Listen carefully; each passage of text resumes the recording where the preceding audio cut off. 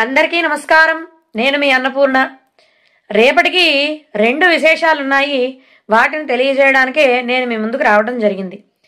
అవి ఏమంటే, రేపు మార్గశిర శుద్ధ ఏకాదశి, దీనినే మోక్ష ఏకాదశి అని కూడా అంటారు. అలాగే రెండో విశేషం ఏమిటంటే, రేపు గీతా జయంతి కూడాను. గీతా జయంతి అంటే భగవద్గీత పుట్టిన రోజు.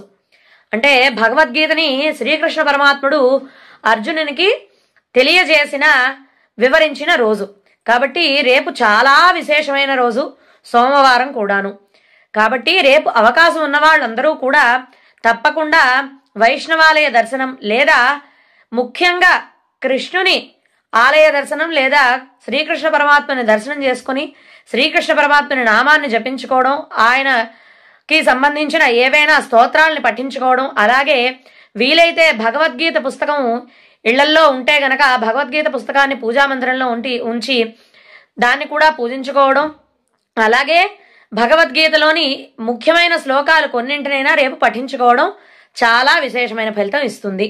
కాబట్టి అందరూ కూడా రేపు ఈ విషయాన్ని సద్వినియోగం చేసుకొని అందరూ కూడా ఈ వీడియోను లైక్ చేసి, షేర్ చేసి, సబ్స్క్రైబ్ చేస్తారని కోరుకుంటున్నాను. ధన్యవాదాలు. నమస్కారం. నేను మీ అన్నపూర్ణ.